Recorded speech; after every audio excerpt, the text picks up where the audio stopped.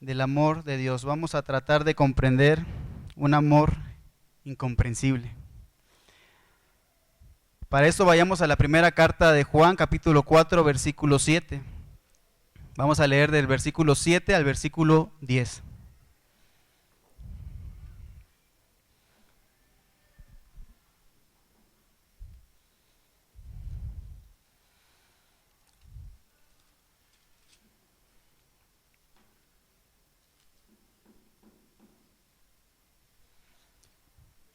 La palabra de Dios dice así: Amados, amémonos unos a otros, porque el amor es de Dios. Todo aquel que ama es nacido de Dios y conoce a Dios.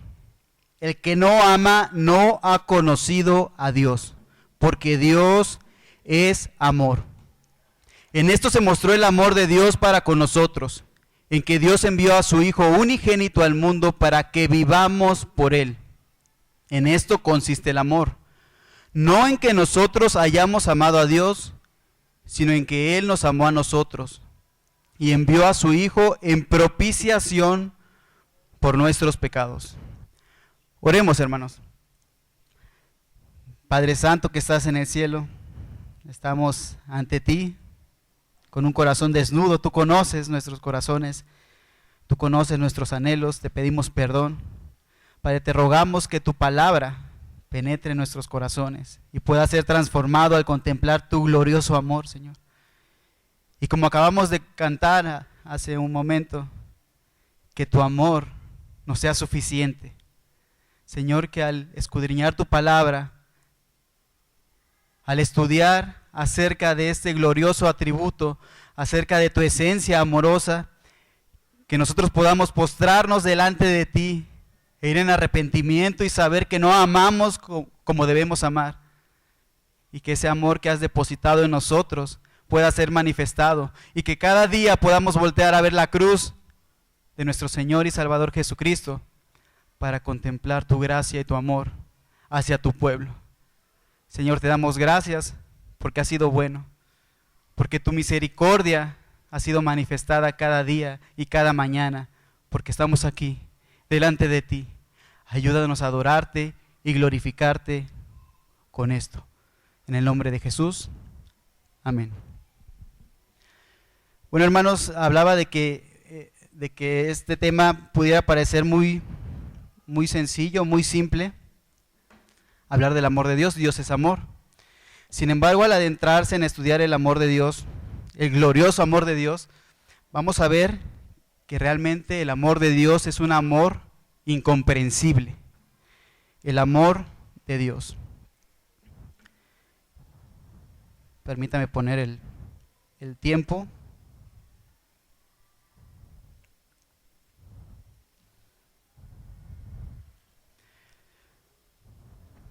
Antes de abordar este pasaje, primera carta de Juan, permítame contextualizar de manera muy breve lo que el apóstol Juan está indicado en esta porción de la Escritura.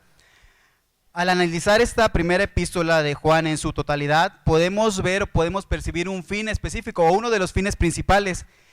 Juan estaba combatiendo a los falsos maestros que estaban introduciendo a la iglesia herejías. Estaban introduciendo principalmente enseñanzas de la tendencia agnóstica o gnósticos, de los que negaban que Jesucristo era el Dios encarnado. Entonces, de hecho, en unos versículos antes, si podemos checar en nuestra Biblia, en el versículo 3 del mismo capítulo, dice Juan que aquel que no confiesa que Jesucristo ha venido en carne no es de Dios. Por lo cual, a lo largo de la epístola, el apóstol describe características de los verdaderos cristianos y también desenmascara características de aquellos que dicen ser profesantes de la fe, que decían ser, que eran de Dios, pero que realmente estaban en tinieblas. Falsos profesantes con vidas licenciosas y falsas doctrinas. De eso habla de manera general la carta de Juan, pero el apóstol, al hablar de estas diferencias entre creyentes y falsos profesantes, él enmarca la doctrina que debe de creer un cristiano, pero también el carácter que le debe, valga la redundancia, caracterizar. El carácter y la doctrina, ambas cuestiones son de suma importancia aún en la actualidad. dentro del caminar cristiano, en el camino a la vida eterna: la doctrina y el carácter. Sí, la doctrina importa para aquellos que dicen, no, la doctrina no importa. Sí, la doctrina importa. ¿Por qué? Porque lo que tú crees es lo que tú vives, porque tú crees en eso. Y como tú crees, es como lo vives, o al menos deberías vivirlo.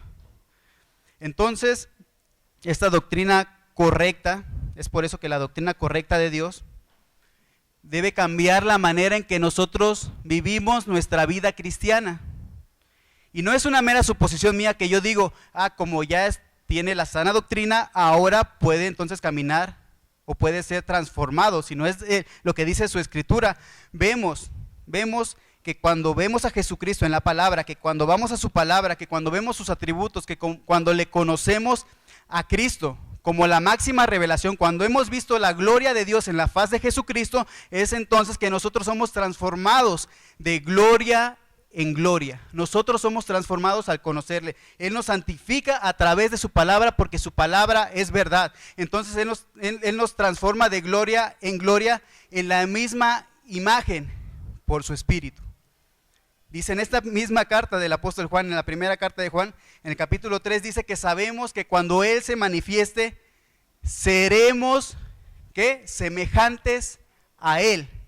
¿Por qué seremos semejantes a Él? Porque le veremos tal como Él es. Sí, cuando estos cuerpos mortales se vistan de inmortalidad, seremos transformados. ¿Por qué? Porque le conoceremos tal como Él es. No completamente, ni aún estando en gloria, pero sí le conoceremos. Entonces, entre más le conocemos, más somos transformados nosotros por la obra de su Espíritu. Por consiguiente, esta serie de sermones que se han venido predicando nos ayudan a tener un conocimiento correcto de quién es Dios.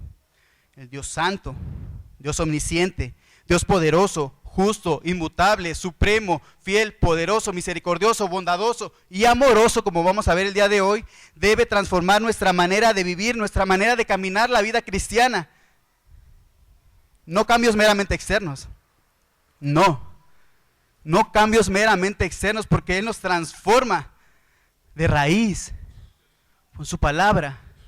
Porque esto proviene de Él, no es un cambio que produzca yo, es Él transformando estos vasos, estas vasijas de barro. Él las transforma. Él es el alfarero, Él las moldea. Entonces, la importancia de ir a la palabra para conocer al Dios revelado en la Biblia es de suma importancia en la vida de cristiano. Y es precisamente esta carta en la que el apóstol Juan describe el carácter del creyente, no por meras suposiciones, sino que él, basado en el carácter de Dios, entonces, ahora habla del carácter del creyente. Dios es luz, entonces el creyente no anda en tinieblas, porque si amamos las tinieblas, aborrecemos la luz. Dios es amor, como lo vamos a ver el día de hoy. Por consiguiente, el creyente tiene la capacidad de amar.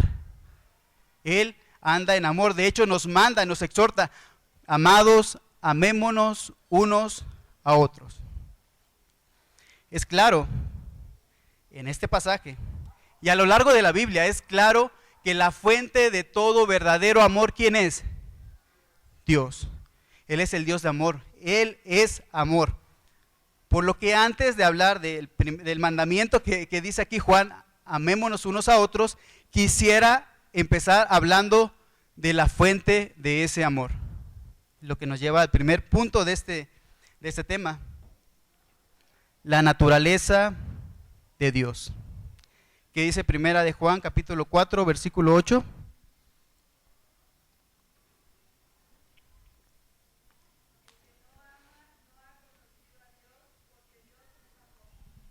Dios es amor. Dios ama en gran manera, porque de tal manera amó Dios al mundo. Pero Él no se convierte en amoroso. Él no se convierte en amoroso porque ama en gran manera, sino que Él ama en gran manera porque Él es amor. Su esencia es amor, su ser es amor, su naturaleza es amor, por lo cual Él ama de tal manera y ejerce constantemente. De muchísimas maneras podemos ver su amor.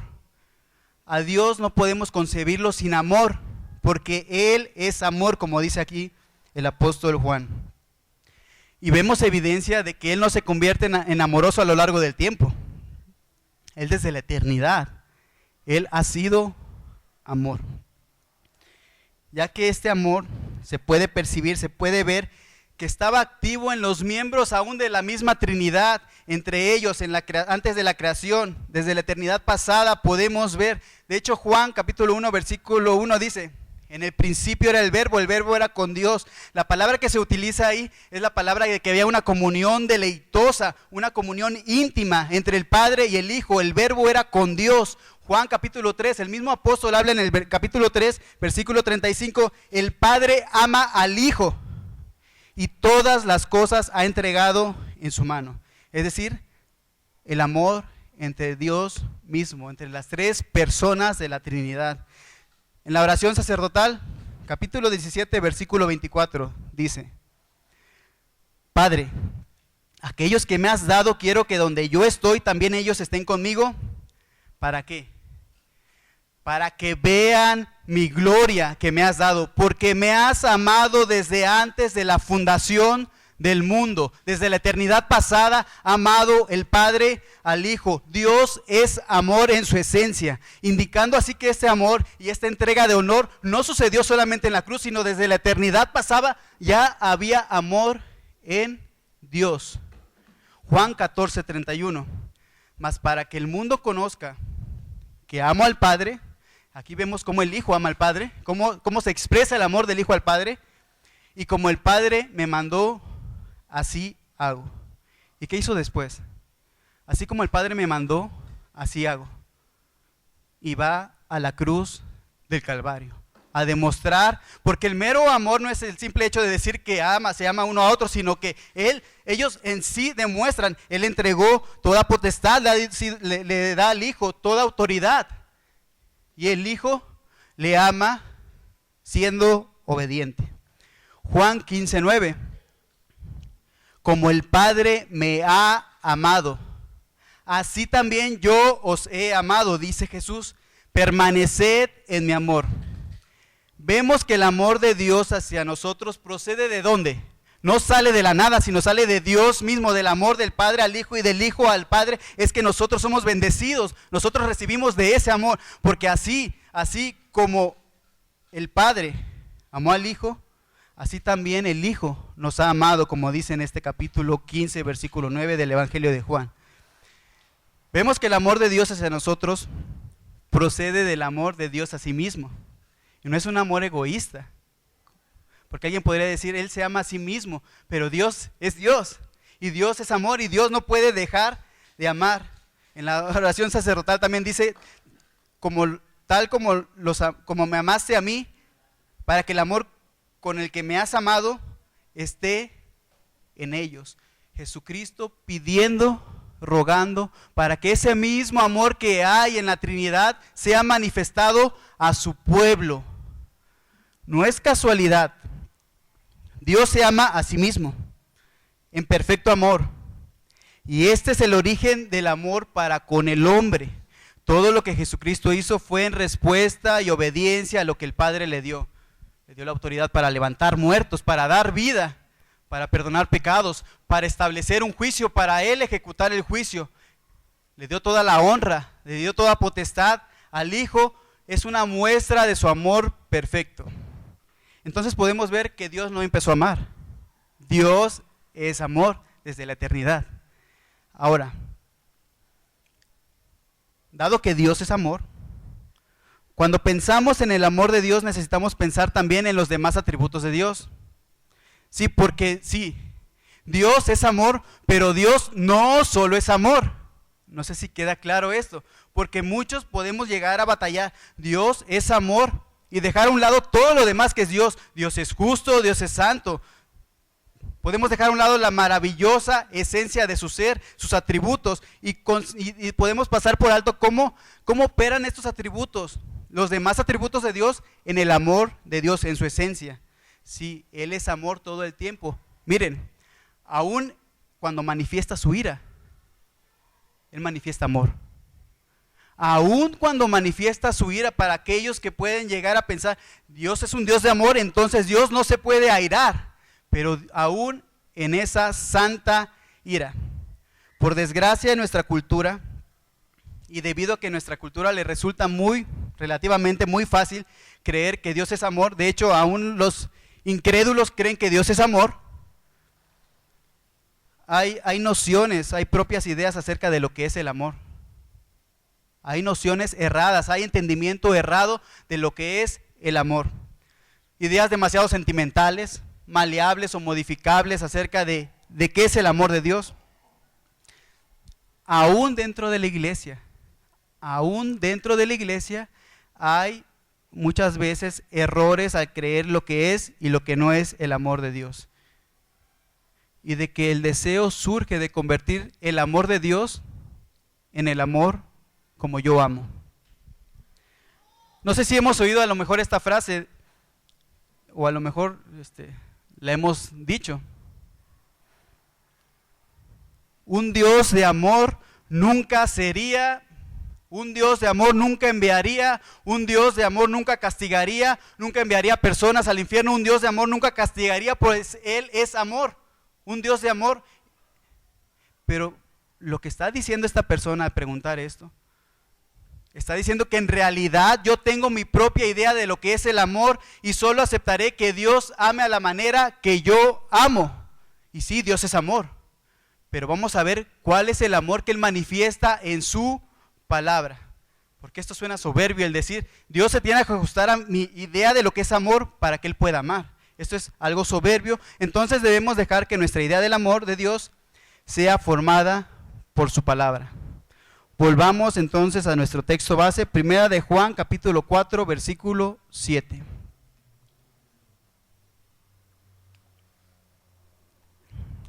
Amados, amémonos unos a otros, porque el amor es de Dios.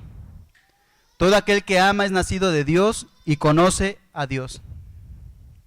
Vemos nuevamente el mandamiento, pero acabamos de describir, y aquí describe el apóstol Juan, que no solo es un mandato amar, sino que él también habla de que el amar es una característica de todo verdadero creyente. Es por eso la necesidad de entender hasta dónde podamos lo que es el amor de Dios. ¿Qué es el amor de Dios? Yo puedo decir que Dios es amor, pero ¿qué es que Dios sea amoroso? ¿Cuál es el amor bíblico? Y como consecuencia, entendiendo el amor de Dios, nosotros podamos amar, o siquiera tomar la dirección que Dios toma en cómo ama, y tomar esa dirección para amar como Él ha amado.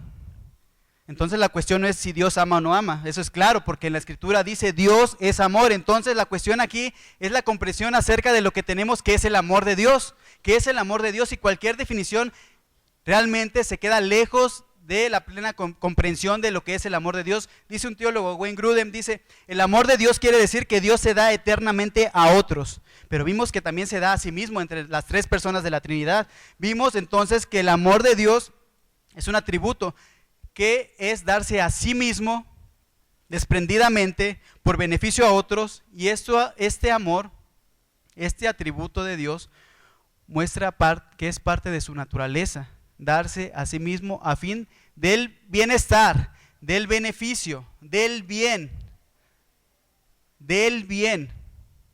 conforme a lo que Dios dice que es bien, de otros. Entonces es buscar el bien de otros. Podemos empezar entonces, en base a lo que dice la palabra, que el amor de Dios es intrínseco. ¿Qué quiere decir que es intrínseco? Que parte de sí mismo. El amor de Dios parte de sí mismo, por lo cual no hay nada en el objeto del amor, en el ser amado, no hay nada que pueda generar que Dios le ame en él, sino es por parte del mismo amor de Dios. Sí, no es porque yo estoy amando a Dios o porque yo estoy amando al prójimo, es que Dios me tiene que amar. No. No es porque yo le estoy amando que Él me tiene que amar, no, porque si nosotros verdaderamente amamos, ¿saben qué? Es porque el amor de Dios está en nosotros, y es porque hemos nacido de Dios, y nosotros podemos amar a Dios porque Él nos amó primero. Es decir, ¿de dónde emana el amor? No emana de nosotros, emana de Dios. Entonces nosotros no podemos ganarnos el favor de nadie. al decir que yo estoy amando a alguien y ahora me tiene que corresponder amándome. El amor de Dios parte de sí mismo. Deuteronomio 7:7. No por ser vosotros más que todos los pueblos os ha querido Jehová y os ha escogido, no porque sean más o porque sean mejores, pues vosotros erais el más insignificante de todos los pueblos, sino por cuanto Jehová os amó. No hay nada en nosotros que pueda moldear el carácter amoroso o generar que Dios ame. Dice 2 Timoteo capítulo 1 versículo 9. Quien nos salvó y llamó con llamamiento santo, no conforme a nuestras obras, sino según el propósito suyo, y la gracia que nos fue dada en Cristo Jesús antes de los tiempos de los siglos. No fue conforme a lo que nosotros hicimos o dejamos de hacer. No es porque yo le amé que Él me ama, no es porque yo le amé primero que Él me tiene que amar, es porque Él nos amó primero que nosotros podemos amarle. Entonces, vimos que el amor de Dios es intrínseco, pero también vemos en este pasaje que el amor de Dios es eterno, en el cual nos amó, dice 2 Timoteo capítulo 1 versículo 9, nos amó desde antes de los tiempos de los siglos. Vemos que su amor no solo es parte de Él, sino que también es eterno, y esto es evidentemente, pues si Él es amor y Dios es eterno, entonces su amor no tiene principio ni tiene fin, su amor no tiene principio ni fin. Miren, es algo que no podemos entender plenamente en esta vida. Cómo Dios nos amó desde la eternidad pasada. Cómo Dios me pudo haber amado específicamente a mí desde la eternidad pasada. Dice Arthur Pink, cuando no podemos comprender algo de Dios, debemos adorarle más. Cuando nuestra mente finita y vemos sus caminos insondables, inescrutables, nosotros debemos de postrarnos a adorarle más por cuán grande es nuestro Dios. Jeremías 31:3, con amor eterno te he amado, por tanto te prolongué tu misericordia. Hay eternidad en el amor de Dios. Vemos también que Dios es soberano, ¿sí o no?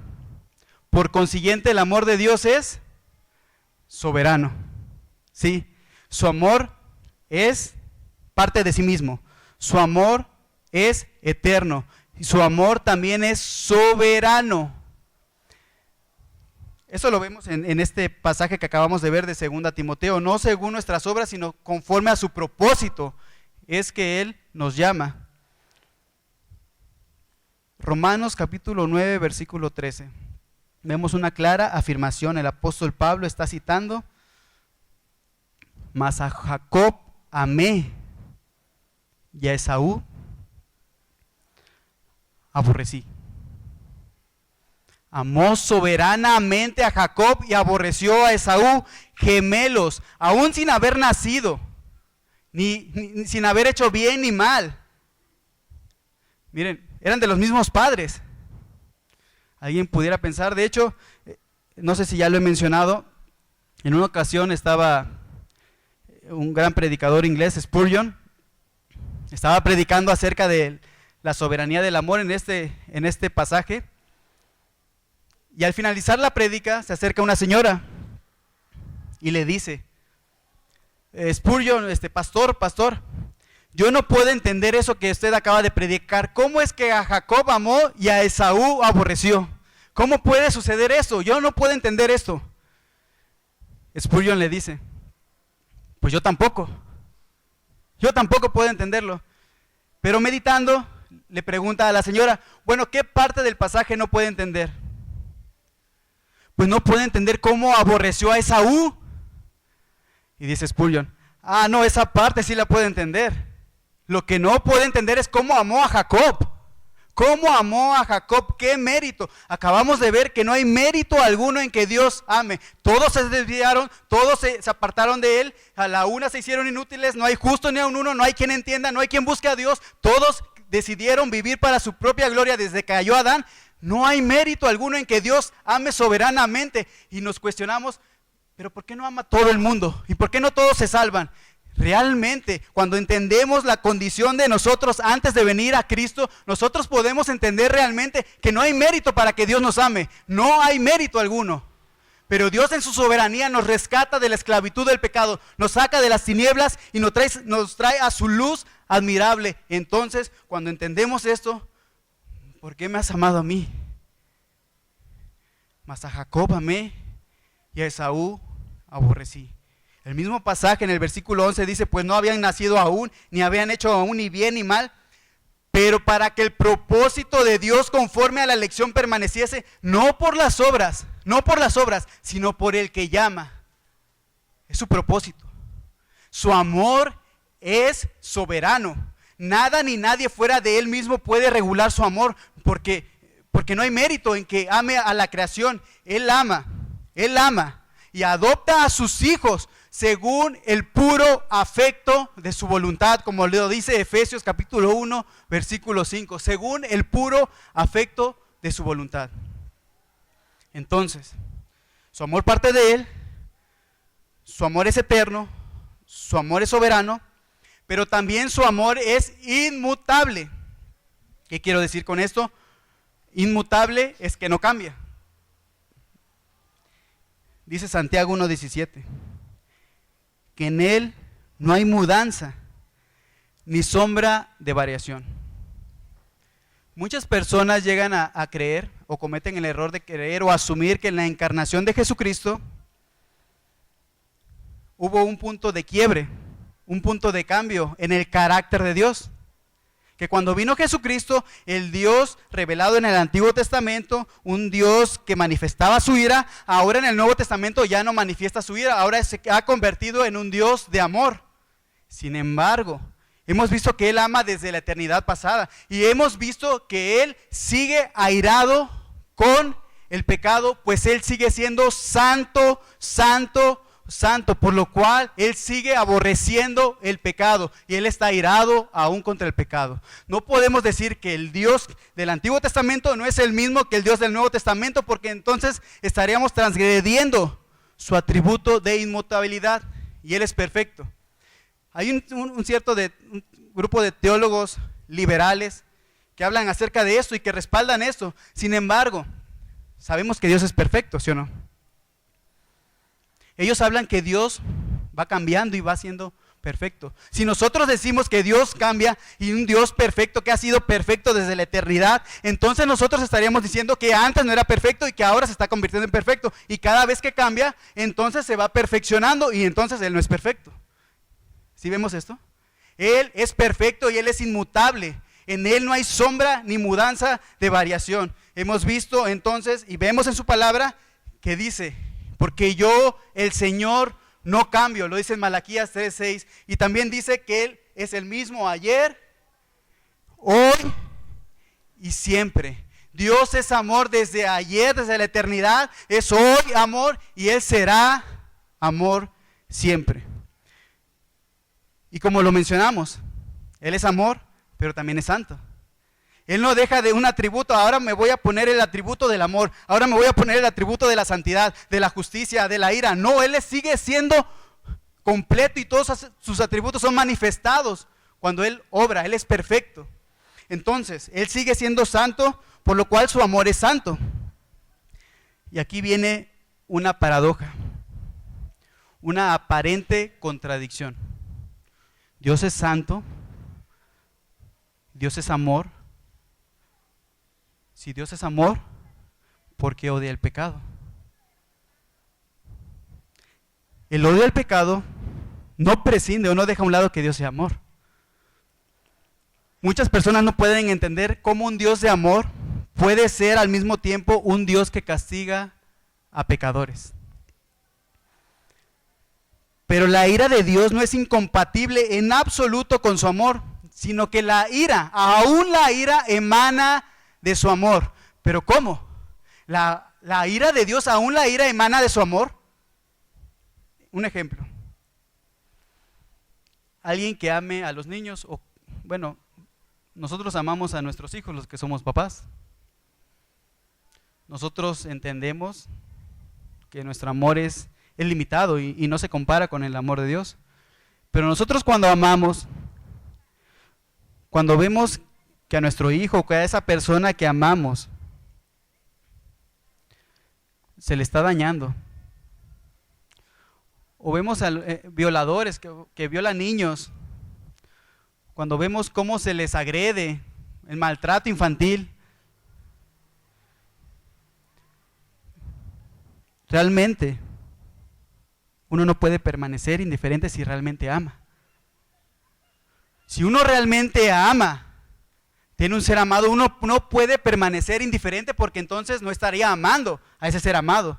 Pues de la misma manera, el amor de Dios le lleva a oponerse con todo su ser al pecado que daña y destruye al ser humano, al hombre que Él creó a su imagen y semejanza.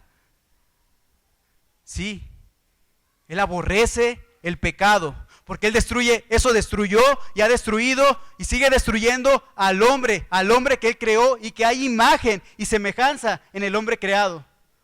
Entonces, Él aborrece y sigue aborreciendo y sigue estando airado con el pecado. Aún en sus hijos, estando en Cristo, miren. Si bien es cierto que en Cristo somos más que vencedores y estamos libertados de la esclavitud del pecado y ya no hay condenación, pues ¿quién acusará a los escogidos?, dice el apóstol Pablo.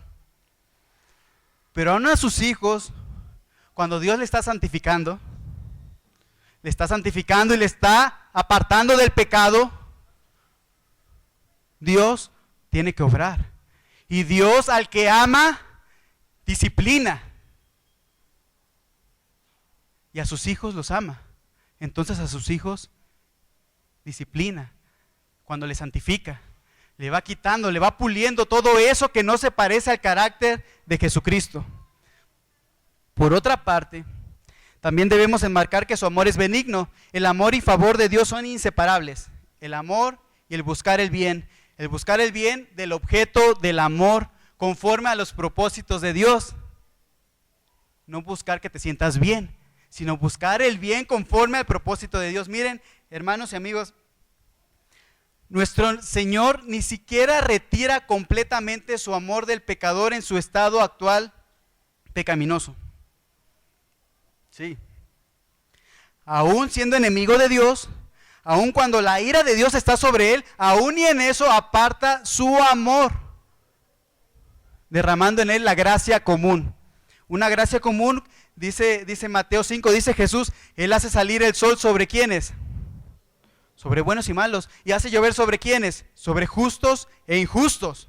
Aún Dios permite eso, aún Dios permite que disfrute la naturaleza. Decía el canto, cuando vemos en la naturaleza, las flores que se abren, cuando vemos, disfrutan de lo que Dios ha creado. Aún, ¿quiénes? Buenos y malos. Es la gracia común. Y aún Dios muestra misericordia y compasión. Muestra compasión, ¿de qué manera? Dice Ezequiel capítulo 18, versículo 32. Porque no quiero la muerte del que muere, dice Jehová el Señor. Convertíos pues y viviréis. Dios tiene compasión aún del incrédulo. El mismo Jesús, cuando ve que el pueblo de Jerusalén se ha desviado, que mata a los profetas, y ora Jerusalén, Jerusalén, y se compadece de ese pueblo que le rechazó, se compadece a un Jesús. El mismo planeta que está diseñado, que Dios creó, lo disfrutan todas las personas. Pero vemos en la Escritura que Dios, el Dios soberano, el Dios con un amor soberano, ama de manera especial a los creyentes. Y no porque seamos superiores, no por nosotros mismos, como ya hemos visto, porque no hay nada en nosotros mismos por lo cual Él nos ha llamado, sino porque nos contempla a nosotros. Si estamos en Cristo, Él nos contempla en el amado, en su Hijo. Es entonces únicamente por medio de nuestro Señor y Salvador Jesucristo que hemos sido amados desde antes de la fundación del mundo. Y es entonces que nosotros podemos disfrutar en el sentido más amplio, más pleno y más rico su gracia y misericordia. La presencia del amor entre nosotros demuestra entonces, como dice este pasaje, primera de Juan, nuestro texto base, que si hay amor en nosotros es porque Dios mora en nosotros. Si no hay amor, porque Dios no mora en nosotros. Esta es una afirmación que debe traer realmente un profundo martilleo, un profundo martilleo no solo en nuestro corazón, en nuestra conciencia, en nuestro ser, porque realmente nosotros estamos amando. Realmente nosotros estamos amando, pero ¿de qué manera? De la manera que Dios ama. Cuando Juan habla de que Dios es amor y que el amor es de Dios, entonces nosotros debemos amar como ¿quién? Como Dios. Imperfectamente, obviamente. Somos seres caídos. Si su amor es santo, que no actúa indebidamente, y su amor es soberano, nosotros debemos que dar gracias a Dios porque nos ha amado, sí, pero también nosotros debemos amar de la misma manera. Miren, Él nos amó soberanamente, Él tuvo paciencia, dice que Él nos atrajo con cuerdas de amor, Él nos trajo con cuerdas de amor, por lo que nuestro amor entonces debe ser paciente para con los demás, así como Dios ha sido paciente para con nosotros. Nuestro amor, dice el apóstol Pablo, no debe buscar lo suyo, es decir, no es egoísta. El amor no es egoísta, no busca sacar provecho de hacer bien al prójimo, no busca un beneficio propio, sino busca el beneficio del otro. No dice, yo lo voy a amar para que después me corresponda a él. Yo lo voy a amar porque después cosecharé, le voy a ayudar para que después yo coseche lo que estoy ayudando. El amor no busca eso, el amor no busca, yo le voy a amar para que me reconozcan de que yo soy muy amoroso o de que yo ayudo al prójimo, o yo le voy a amar aún más espiritual para ganarme la bendición del Señor. Yo le voy a amar para ganarme la bendición del Señor. Son motivaciones erradas para amar. De hecho, si vemos lo que dice la Escritura, eso no es amor. Porque el amor no busca lo suyo. El amor no busca su propio bien. No busca su propio provecho. Hermanos, ¿qué mayor provecho queremos? ¿O qué mayor provecho quieres? ¿Qué mayor bendición quieres? Si Dios te ha amado soberanamente sin ningún mérito propio. Dios te ha amado soberanamente por pura gracia. Y te dice, alégrate, pues tus pecados te son perdonados y hemos sido reconciliados con Dios por pura gracia. Entonces, ¿qué mayor bendición quieres? Pero también así como el amor de Dios es benigno, que busca el bien, nuestro amor debe buscar el bien del prójimo. Dice el apóstol Pablo en su carta a los Corintios, el amor es bondadoso, no se irrita, no toma en cuenta el mal, no se alegra en la injusticia, sino que se regocija con la verdad, todo lo sufre, todo lo cree, todo lo espera, todo lo soporta. Wow. Un estándar muy alto, pero es el estándar de Dios. Y así como el amor es benigno, el amor de Dios es benigno, nosotros debemos buscar el bien del otro. Claro está, claro está. No es buscar el bien conforme a mi propio instinto dice lo que es bueno y lo que es malo, no, sino lo que dice su palabra, que es bueno y lo que es malo. Buscar el bien del otro. Hay necesidades lícitas en el otro, pero hay otras necesidades lícitas que no son tan lícitas, perdón. Hay necesidades en las personas en las cuales nosotros debemos mostrar el amor, hay otras necesidades en las cuales nosotros debemos exhortarle, porque su corazón está siendo pervertido.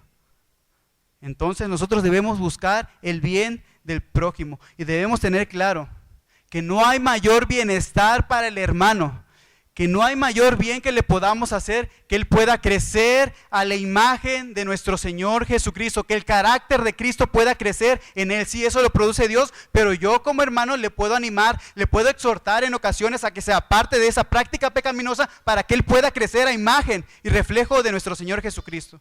Ese es el amor. Ese es el amor, buscar el bien del otro. Si bien es cierto, aquí en este pasaje, primera de Juan capítulo 4, versículo 7, Juan habla del amor entre hermanos, habla en un contexto de iglesia, porque dice, amados, amémonos unos a otros, habla del contexto de la iglesia. Y es cierto, porque Cristo amó a su iglesia de una manera especial. Y es primariamente el amor entre hermanos el que se demanda.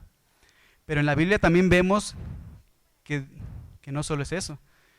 En el mismo pasaje, en el mismo sermón del monte, Mateo 5, cuando Cuando Jesús habla de que hace llover sobre buenos y malos y que sale el sol para justos, al revés, que hace salir el sol para buenos y malos y hace llover sobre justos y injustos, Él también habla: amad a vuestros enemigos, bendecid a los que os maldicen, haced bien a los que os aborrecen y orad por los que os ultrajan y os persiguen, para que seáis hijos de vuestro Padre que está en los cielos. No es porque vamos a ganarnos el favor de Dios, sino porque ese es el corazón del nuevo creyente. Busca amar y Dios nos da la capacidad para perdonar.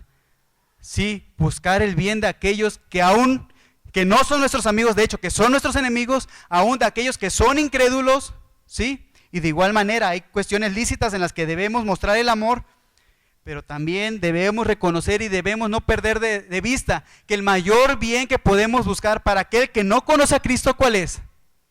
¿Cuál es el mayor bien que podemos buscar para aquella persona que no conoce a Cristo? El mayor bien que podemos buscar es que tenga vida, que tenga verdaderamente vida.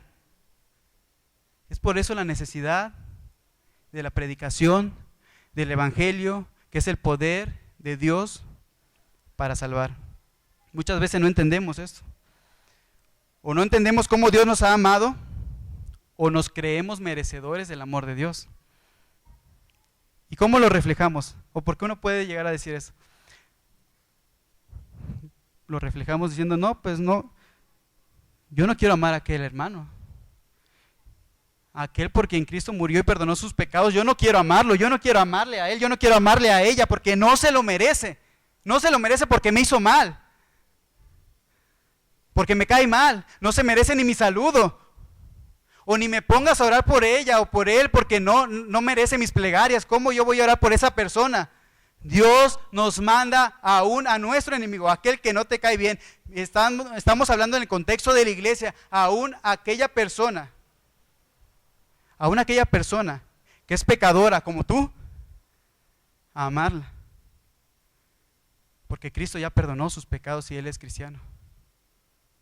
Cristo ya perdonó sus pecados y ya murió en la cruz, y sus pecados ya fueron saldados en la cruz del Calvario. Entonces Dios te manda aún a amar a ellos. Wow, vemos que es un estándar alto. Porque muchos así como que lo que dice su escritura. Hermanos, que el Señor nos ayude a amar como Él nos ama. Sabemos que este amor es una característica del Hijo de Dios. El amor nace de Dios y el amor tiene que nacer en nosotros, por Él. No, nosotros no generamos que nazca el amor, nosotros actuamos diligentemente para que ese amor se manifieste, pero es porque el amor de Dios está en nosotros. Nosotros podemos detener muchas veces, sí, aún siendo cristianos, nosotros detenemos que ese amor fluya, el amor de Dios que Dios nos ha dado. Sabemos que esto no se puede llevar a cabo aquí porque somos vasijas de barro, hombres caídos. No se puede amar perfectamente, no, porque solo Dios ama perfectamente. De este lado del cielo para nosotros es imposible. Pero ese es el estándar, esa es la norma elevada, ese es el rasgo, la característica que el apóstol Juan está mencionando acá. Este tipo de amor debe ser visible entre nosotros, porque el que no ama, como dice el pasaje en el versículo 8, el que no ama no ha conocido a Dios, porque Dios es amor. Y son palabras duras. Y si martillan en nuestro corazón que el Espíritu del Señor nos lleve a buscar diligentemente amar más como Cristo amó a su iglesia y se entregó a sí mismo por ella, reconociendo que solo Dios puede amar perfectamente, sí. Pero si nos llamamos cristianos, nosotros debemos anhelar, buscar, amar como Cristo ama. Si nos llamamos cristianos, sabemos que no lo vamos a lograr perfectamente, pero esa es nuestra meta. ¿Cómo amó Cristo? Y es lo que nos lleva al tercer punto, la suprema manifestación del amor de Dios. ¿Cómo amó Cristo? Entonces debemos amar como Cristo. Y dice en este mismo pasaje, primera de Juan, capítulo 4, versículo 9, en esto se mostró el amor de Dios para con nosotros, en que Dios envió a su Hijo unigénito al mundo para que vivamos por Él. En esto consiste el amor, no en que nosotros hayamos amado a Dios, no, sino en que Él nos amó a nosotros y envió a su Hijo en propiciación por nuestros pecados. En eso consiste el amor, en que Él nos amó a nosotros, pecadores, muertos en delitos y pecados, hijos de desobediencia. Éramos por naturaleza hijos de ira y Él nos amó aún así. Pero Dios, al vernos así, que rico en misericordia, por su gran amor con que nos amó, aún estando muertos en pecados, ¿qué hizo? Nos dio vida juntamente con Cristo, porque por gracia sois salvos. Es por amor, es por misericordia, es pura gracia, como dice en el versículo 10, no es que nosotros hayamos amado a Dios, sino que Él nos amó a nosotros. Él tuvo la iniciativa, de Él emana el amor y envió a su Hijo en propiciación. Propiciación, ya hemos hablado que es la propiciación, el aplacar la ira de Dios. Dios mismo envía a su Hijo para que se interponga entre Dios y nosotros, para que esa ira santa y justa que nosotros merecíamos, cayera sobre Él en la cruz. Y lo hizo voluntariamente, no a regañadientes, lo hizo voluntariamente, se entregó por amor a su pueblo. Sí, esa es la gloriosa verdad de que Cristo es nuestra propiciación. Es por eso que vemos en la cruz horas de oscuridad. ¿Recuerdan el pasaje en Marcos que habla acerca de que se oscureció? 3 horas. 2 horas de oscuridad, de sufrimiento en Jesucristo.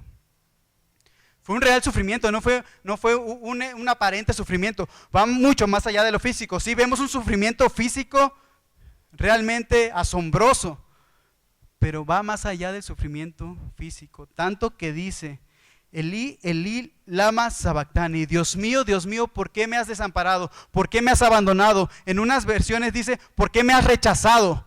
Dios mío, es la única porción en la Biblia donde vemos que Jesús se dirige al Padre y no le dice Padre. Le dice, Dios mío, ¿por qué me has desamparado? Nosotros muchas veces podemos llegar a sentir que Dios nos abandona en nuestra carne. Pero aquí no era una mera sensación.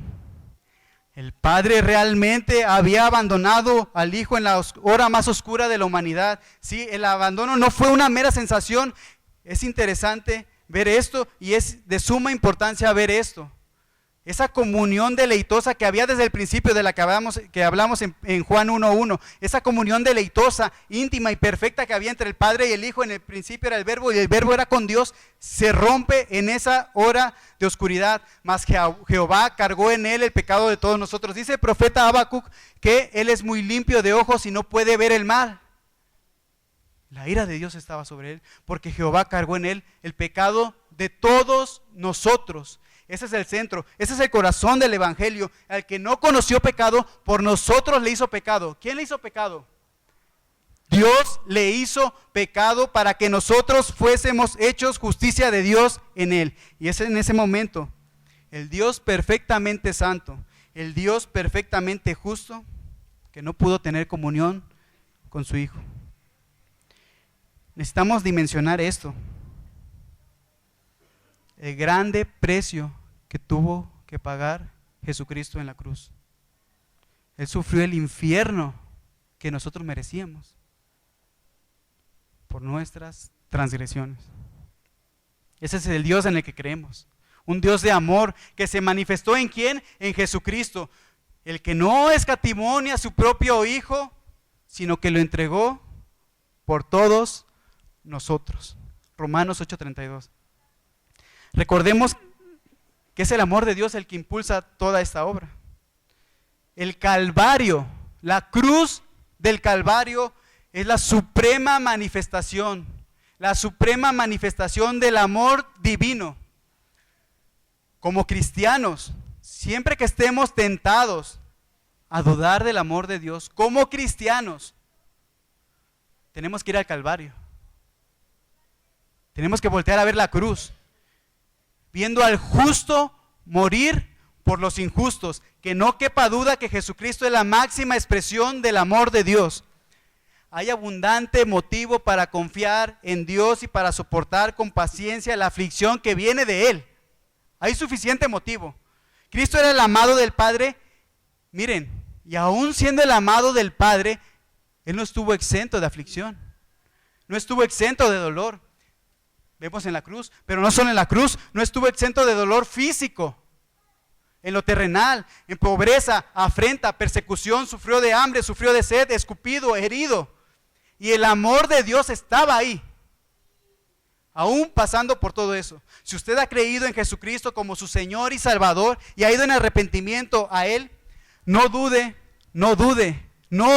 del amor de Dios al ser sometido a pruebas y aflicciones. El Padre no enriqueció al Hijo con riqueza temporal en este mundo, como muchos dicen que ahí se manifiesta el amor. No, el Padre no enriqueció terrenalmente al Hijo con una prosperidad temporal, no, ya que ni tenía dónde recostar su cabeza, pero sí le dio espíritu sin medida. Le dio espíritu sin medida. Si le hemos conocido, debemos recordar y no debemos olvidar que la mayor bendición que tenemos es Jesucristo. La mayor bendición que tenemos es nuestro Señor y Salvador Jesucristo. Él es la mayor muestra de amor y de ahí se desprende toda bendición espiritual y toda buena dádiva que proviene de lo alto. Él es, dice nuestro pasaje, Dios envió a su Hijo unigénito al mundo para que vivamos por Él, para que vivamos por medio de Él, porque estábamos muertos, ¿sí? Y Él nos dio vida. Miren, podíamos dejar ahí el propósito. Dice, pero para que vivamos por medio de Él. Dice Juan 3:16, para que todo aquel que cree no se pierda, mas tenga vida eterna. Y podíamos cerrar ahí la cruz del Calvario y poder decir, bueno, ahí acabó el amor de Dios. Ese es el propósito del amor de Dios. Sin embargo, al ver lo que enseña la Biblia acerca del amor de Dios y de este glorioso amor de Dios, sería parcial el mensaje. Por lo cual tengo que terminar con el propósito final del amor de Dios, el último punto. El propósito final del amor de Dios, sí, es que tengamos vida eterna, que no nos perdamos, que nos liberte del pecado. Algunos creen que la vida eterna es meramente una vida sin fin. Y sí, es una vida sin fin, pero no es solo eso. La vida eterna es una vida sin fin con Cristo. Porque una vida sin fin, sin Cristo es el infierno. Una vida sin fin con Cristo, sí, dice Juan, y esa es la vida eterna, que te conozcan a ti, el único Dios verdadero, y a Jesucristo, a quien has enviado. Conocerle a Él es la vida eterna, por lo que Dios no nos salva únicamente para ser salvos de la ira, que sí lo hace. Pero no solo eso, sino que también fuimos salvados para estar en comunión con Él. Fuimos salvados para decir o para anhelar conocerle a Él, el único Dios verdadero, y a Jesucristo, por lo cual al conocerle, al estar en una comunión con Él, podemos glorificarle y podemos gozarnos con Él. Imitar esa comunión deleitosa que había entre el Padre y el Hijo. Nosotros, al estar en comunión, nosotros podemos glorificarle, así le glorificamos y así nosotros nos gozamos en Él por los siglos de los siglos.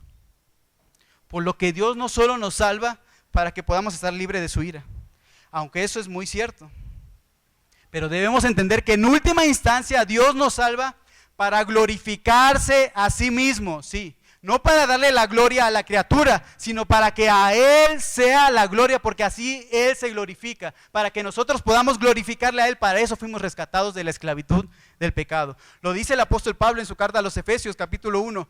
Dice, voy a leer rápidamente los pasajes. Versículo 3, nos bendijo con toda bendición espiritual, con toda bendición espiritual en los lugares celestiales en Cristo. Versículo 4, nos escogió en Él desde antes de la fundación del mundo. Versículo 5, en amor habiéndonos predestinado para ser adoptados hijos suyos. ¿Para qué? Versículo 6, para la alabanza de la gloria de su gracia. Versículo 12, a fin de que seamos para la alabanza de su gloria. Vemos que no solo queda en habernos separado, en habernos libertado, sino somos para la alabanza de la gloria de su gracia. O el salmista también lo dice en el Salmo 86, versículo 12. Te alabaré, oh Jehová, te alabaré con todo mi corazón y glorificaré tu nombre para siempre. ¿Y por qué le va a alabar? Porque tu misericordia es grande para conmigo y has librado mi alma de las profundidades del Seol. Y la has salvado. Y le alabará todos los días. Es entonces que estando Cristo en nosotros, pasamos de muerte a vida. Pasamos de glorificarnos a nosotros mismos a glorificarle a Él. Él nos liberta de eso, de gozarnos en nosotros mismos a gozarnos en Él. De amarnos a nosotros mismos a amarle a Él. Amarle a Él. Amar a Dios. Dice Juan, si me amáis, guardad mis mandamientos. Y lo resume en dos, nuestro Señor. Amarás al Señor tu Dios con todo tu corazón, con toda tu alma, con toda tu mente y con todas tus fuerzas. Y a tu prójimo como a ti mismo. Si nosotros atesoramos esto, si nosotros atesoramos la ley de Dios, atesoramos a nuestro Creador, lo atesoramos porque sabemos de quién viene este mandato. Sabemos de quién viene, de aquel que nos ha rescatado. Y buscamos obedecerlos. Y haremos lo que a Él le agrada. Si le amamos, guardad mis mandamientos. Amaremos a Dios y no al mundo. Y haremos esto, únicamente lo haremos porque Él nos amó primero. Dios conoce todas las cosas. Él es omnisciente. Él conoce todas las cosas y conoce tu corazón y conoce mi corazón. Si Él nos preguntara como le preguntó a Pedro, Pedro, ¿me amas? ¿Tú qué responderías? Sabiendo que Él lo conoce todo. ¿Amamos a nuestro Señor? A la luz de lo que hemos visto, podemos englobar eso en dos respuestas. Solo hay dos respuestas. Las podemos englobar en esas dos. La primera es que puedes ver cierta evidencia, ciertos rasgos, ciertas características de que el Señor te ha libertado de la esclavitud del pecado. Tú puedes ver eso, porque ya no eres esclavo del pecado. Ahora puedes vivir para su gloria. No perfectamente, como digo, pero sí, ya no estás esclavizado y atado. Puedes gozarte con Él. Sí, puedes reconocer que sí le amas, no perfectamente, pero sí sinceramente anhelas obedecerle y amas sus mandamientos. Y te duele, y realmente te duele cuando quebrantas sus mandamientos. Y que aún con todas tus debilidades, como las de Pedro, aún tú puedes decir sí. Si te amo, Señor, y quiero seguirte. Por lo que necesitamos ir en oración, a Él clamando, a nuestro Señor, para que nos ayude a amarle cada día más. Porque hemos visto realmente que no le amamos como Él se merece, que no le glorificamos como Él se merece. Pero realmente nosotros anhelamos hacer esto que el Señor nos manda, amarle a Él y amar a nuestro prójimo. No para ganarnos un favor, sino porque el amor de Dios mora en nosotros y nosotros queremos esforzarnos diligentemente por la gracia de Dios para poder amar a Dios y al prójimo. Y si estamos en Cristo, si realmente estamos en Cristo, a pesar de nuestras múltiples deficiencias, a pesar de nuestras múltiples negaciones como las de Pedro, con nuestra forma de actuar negamos al Señor muchas veces. Cuando no amamos al prójimo, negamos al Señor, porque en esto le van a conocer. Aún con nuestras deficiencias, si estamos en Cristo verdaderamente, debemos reconocer que Dios tiene un amor especial sobre su pueblo. Y no es porque Él ame más a su pueblo o a su iglesia más que a su Hijo, no, porque eso sería idolatría. El Creador amando más a su creación que a sí mismo, no. Él ama a su pueblo, sí. Pero ese Dios que es absolutamente bueno, Él no puede hallar complacencia en nadie. Ninguno de nosotros puede hallar una complacencia porque Él es absolutamente perfecto y bueno. Pero aquí viene lo glorioso. Aquí viene lo glorioso. Que ya que Dios no puede hallar una verdadera complacencia en nosotros, envió a su Hijo. Y es estando en Él, en Jesucristo, en su Hijo amado en el cual Él tiene complacencia, es que Él nos ama con amor eterno, incondicional, benevolente, inmutable, glorioso. Sí, un amor que sobrepasa todo entendimiento, pero es por Él, por Jesucristo, porque Él es su Hijo amado en el cual Él tiene complacencia. Y es estando en Él que Él nos ama de esa manera. Por lo cual ese es un amor tan grande que ni el peligro, ni la tribulación, ni la angustia, ni la persecución, ni el hambre, ni la desnudez o el peligro o espada, que ni la muerte, ni la vida, ni ángeles, ni principados, ni potestades, ni lo presente, ni lo porvenir, ni lo alto, ni lo profundo, ni nada, ni nadie, ni ninguna otra cosa creada podrá separarnos del amor de Dios que es en Cristo Jesús, Señor nuestro. Si estamos en Cristo podemos estar seguros que no es por nosotros, sino es por los méritos de Jesucristo, su Hijo amado, en el cual Él tiene complacencia. Y es por eso que nosotros podemos ir a Él y decirle, Abba, Padre, porque Él nos ha amado como sus hijos, por Cristo. Cuán glorioso amor de Dios. Necesitamos que Él nos ayude a amarle como consecuencia de cuán grande amor Él ha mostrado para con nosotros. Pues es Él el que nos amó primero. Pero hay otra respuesta, dije que hay dos respuestas para la pregunta. La primera es que, sí, aún con lo que somos, a pesar de lo que somos. En la segunda, ¿me amas? Y en esta alguien podría estar tratando de justificarse o escabullirse de tal pregunta, podría estar diciendo, no, como que es muy exagerada esa enseñanza. Pero eso emana porque realmente no hay, si no ves una evidencia, si no ves rasgos de que Cristo mora en ti, dice el profeta Ezequiel, capítulo 36, versículo 26, os daré un corazón nuevo y pondré espíritu nuevo dentro de vosotros. Y quitaré de vuestra carne el corazón de piedra y os daré un corazón de carne. Y pondré dentro de vosotros mi espíritu.